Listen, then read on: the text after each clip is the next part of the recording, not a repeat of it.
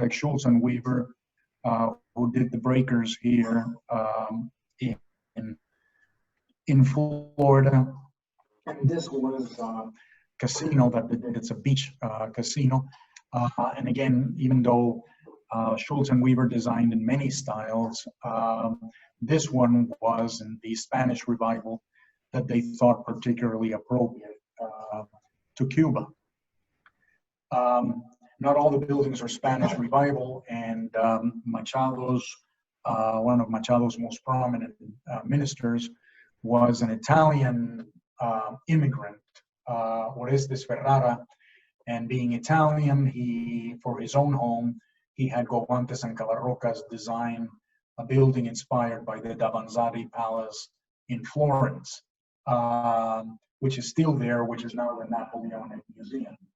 Now, this original period all ended when Machado was overthrown, and the man that you see here in the center, Fulgencio Batista, who at this point was only a sergeant, and who was going to dominate Cuban politics all the way into the arrival of Castro 25 years later.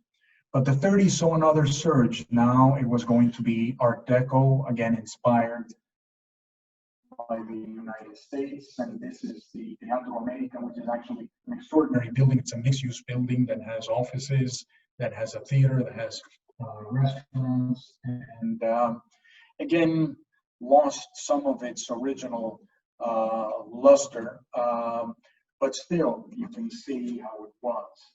Also in the 1930s, the Bacardi family, another Catalonian immigrant,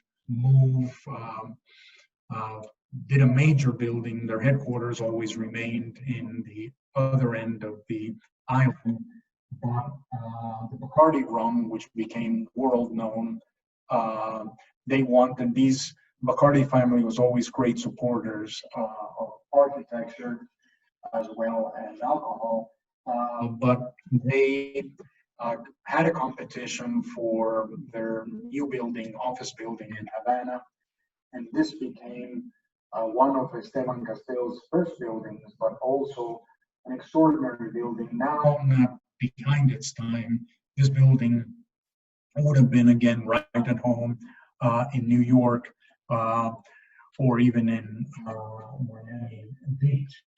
And again, it's been, still has held on. Another family designed what for many years became the tallest building in all of the Caribbean. There's an apartment building, the Lopez Serrano building. And it's actually very, very interesting building with a number of different plan types ending in the extraordinary penthouses on top. So it starts with actually relatively small apartments to very large as you go up. And obviously, as it was inspired also by the grand Art Deco buildings that appeared, especially in Manhattan, in the late 20s and early 30s. So Art Deco would dominate, and Guantes and Cavarrocas would do a very innovative hospital around this time, which was the hospital for, was called the Workers' Maternity Hospital. And its most outstanding symbol, as you can see, is the mother holding the child over the entrance.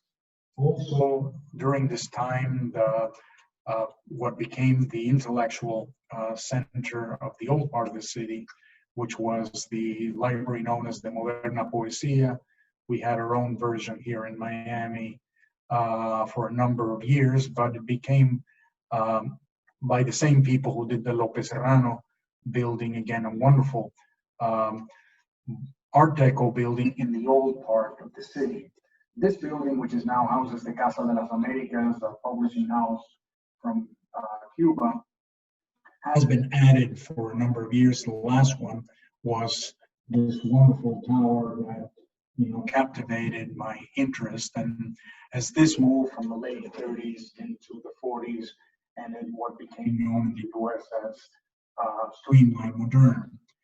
The last chapter of the book was written by a professor at Northeastern University It had to do with the history of the music, the history of film, the history of art and poetry, a lot of which were brought together by Cuba's greatest poet of the 20th century, José Lezama Lima, that you see here in his book-lined, very small house in the old part of the city. And that kind of tradition, Lezama Lima, Cabrera Infante, who used to visit a great deal, and Reinaldo Arenas, who died here in the United States and who wrote that extraordinary memoir, Before Night Falls, that was made into an extraordinary film a few years ago. And even now, the tradition of, again, musicians like El Micha, writers like Pedro Juan Gutierrez, and filmmakers like Alejandro Brujes, who created the cult film Zombies of Havana. I had two final chapters that had to do with what I call the city of faith, focusing on the churches, the Church of San Francisco. Again, this is near the Customs House that I showed you before. And I was always not only fascinated by the square, but fascinated by this church that actually lost the altar when the Avenue of the Port was expanded. And actually, I don't have an image of it, but an extraordinary trompe-l'oeil was done to replace the altar that was lost. It's actually one of the oldest churches in Havana, very much of sort of a Romanesque late Gothic building. But my particular favorite was a church that also has had a lot of changes around it. At one point, it was going to be demolished. And now, because of all the roads that are built around it, it sort of sits by itself. That was not the original setting, the Church of San Francisco de Paula. In this church that had so many changes and reconstructions, to me was just the fact that you could see the parts that were taken down, the parts that were changed and finished, at the same time that you had the Baroque around it was fascinating. This is the Church of the Cristo del Buen Viaje, which again, wonderful shape. Still, all these are the old part of the city. And the last chapter was called The Street and the Square, focusing on the public spaces, from the semi-high rises of the oldest square in the city, the Plaza Vieja, to the buildings around the square of San Francisco that you see in here. Again, there's the church and the square in front of it, to the cathedral of Havana that I showed at the very beginning of the presentation. And finally, the last square, which if you saw the films from the last 30 years, was probably the one that was given the most air, which was originally called the Plaza of the Republic, which was started during Batista's time, but was not finished in Batista's time. It was finished during Castro's time, and Castro appropriated it and eventually became known, as it still is, as the Plaza of the Revolution. It has some very interesting modern buildings around it, but the one that fascinated me was one that is not a particular favorite of people in Havana, which was the monument to Jose Marti. And people, a lot of people not very favorably referred to it as the Greater. The building was actually, it's very interesting. As you can see, the base was modeled on the 5-star, which is the symbol of Cuba itself. And it was designed by a man who taught in Cuba for a number of years, Jean Lovatou. And when he left, he taught the last few years of his life in Princeton. But to me, again, it was a very, very interesting late Art Deco building, which is really now in the heart of the plaza. And this is probably the more familiar image that you see when Castro, in its heyday in from 1959 to probably until he began to decline, where he used to give the speeches to hundreds of thousands of people. And actually the scale of the plaza is such that if it's not full of people like that, it is actually somewhat desolate. And sort of my visit and my documentation and my memoirs sort of ended with this period, not only because Castro never had too much of an interest in the city.